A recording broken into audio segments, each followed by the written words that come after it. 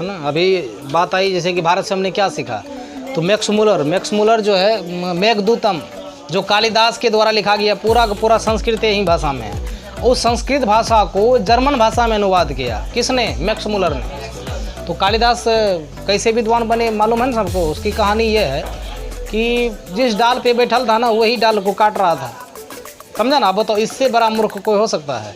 एकदम साफे अनपढ़ थे, कोई ज्ञान उसके पास नहीं था। तो एक उसकी पत्नी का नाम नहीं याद है, लेकिन उनकी शादी जब हुई ना विद्वान के साथ, क्योंकि एक ऐसी लड़की थी, पूरा घमंड था उनके ऊपर कि हम जब भी करेंगे शादी तो विद्वान से ही करेंगे, समझे। तो सब विद्वान मिलकर ये सोचा कि क्यों न इस लड़की की शादी ऐसे आदमी के साथ कराया जाए ताकि इनका घमंड चूर हो जाए। तो कालिदास रास्ते गया, बहुत सारे विद्वान जब जाने लगे तो रास्ते में मिला कि भाई जिस टहनी पर बैठा है वही टहनी काट रहा है। मतलब ये हो अकल होना चाहिए उनको कि भाई इसको काटेंगे तो हम नीचे गिर जाएंगे। तो बोला कि ना इससे बड़ा मूर्ख कोई हो ही नहीं सकता है, ये जो काट रहा है ना तो इससे बड़ा मूर्ख हो ही नहीं सकता, जिस डाली बैठा वही डाली काट रहा है। बोले यार तो नीचे उतरो, तुम्हारी शादी होगी। बोला कि नहीं हम शादी नहीं करेंगे, लेकिन किसी तरह उसको कि अच्छा लड़की है ना। बात चल गई वहीं पर, तो उनको सब इशारा समझा दिया कि भाई तुमको अगर एक उंगली उठाएगा तो तू 2 उंगली उठाना है ना, अगर वो 5 उंगली उठाएगा तो ऐसे कर लेना, सब बता दिया। विद्वान सब साइड में थे, उस लड़की के साथ अब लड़की उनकी परीक्षा लेने लगी। हाँ मौन, हाँ मतलब ऐसे ही मौन, मतलब चुपचाप, को बोलना चलना नहीं है, इशारा से खाली काम करना है। तो लड़की को दिखाया गया, जिस लड़की के साथ कालिदास के साथ शादी होती, दिखाया गया कि वो 1 उंगली, लड़की 1 उंगली की, तो कालिदास उल्टे समझ लिया था। बोला 1 आंख भांगेगा तो हम तुरंत 2 आंख भांगेंगे। 2 उंगली किया ऐसे। तो लड़की समझ ली, लड़की को जवाब मिल गया। लड़की पूछना चाहती थी ईश्वर एक है, और 2 उंगली का मतलब ये हुआ कि उधर से जवाब क्या दिया कालिदास, 2 उंगली क्या। तो लड़की समझ ली कि हाँ इस दुनिया में हर कुछ 2 मिला है, 2 चीज़ बना है, पाप पुण्य, अमीर गरीब, सुख दुख, हर कुछ मिला है। बोला प्रसन्न है। लड़की ऐसे की ऐसे उंगली निकाली। तो लड़की सवाल पूछना चाहती थी, इसका मतलब कि ये जो शरीर है ना पंचतंत्र से बना है, 5 तत्वों से मिला है। क्षिति जल पावक गगन समीरा, है ना, पंचतंत्र यह अधम शरीरा।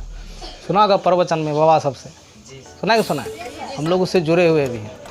अब वहाँ पर कालिदास क्या कहा, कालिदास ऐसे कर लिया, समझे ना। कालिदास उल्टा समझ गया, मूर्ख था ना।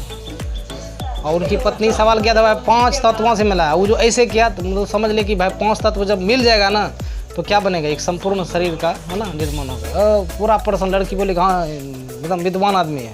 कालिदास को उस समय समझ लिया कि भाई विद्वान है, शादी हो आ जाए। शादी हुआ, शादी की पहली रात है ना, सुहाग रात जो होती है, उस दिन देखा कि भाई कहाँ से, पता चल गया कि भाई अनपढ़ गाँव आ रहा है। उनको भगा दिया गया। लेकिन कालिदास जो है ना काली माँ की खूब पूजा करते थे, समझे ना, काली भक्त था कालिदास। भगा दिया तो अब अर्धरात्रि में और काली माँ के मंदिर में जाके खूब रोने लगा। काली माँ को कहने लगी कि हमरा इतना अच्छा सुंदर शरीर का है दी, है ना, ज्ञान कम से कम दे देते ना, आज ज्ञान नहीं तब ना हमको पत्नी ठुकराती। खूब रोया वहीं पर। वहीं उनको क्या मिला बताओ, वहीं पर मतलब उनको मिला, क्या बोलते हैं उसको, मिला उनको वरदान मिला कि भाई जो पन्ना उल्टाएगा रात भर में तब सब तुमको याद हो जाएगा। बस वही काम किया, वरदान मिला। अब देखो वही कालिदास जो कि जिस टहनी पे काट रहा था, उन्होंने मेघदूतम लिखा संस्कृत भाषा में। संस्कृत के पूरा विख्यात विद्वान बने, बताओ। समझ पा रहा है ना, बहुत खतरनाक कहानी है। तो इसीलिए कोई भी आदमी अगर सक्सेसफुल होता है ना, उनके पीछे एक औरत का, अगर काश उनको नहीं भगाया होता, कालिदास को अगर नहीं ठुकराया होता, अब सोचो कि नहीं, उनकी पत्नी अगर उसको नहीं ठुकराता, रात में अगर नहीं मारता उनको, विद्वान नहीं बन पाता, मूर्ख का मूर्खे रह जाता है, समझे ना।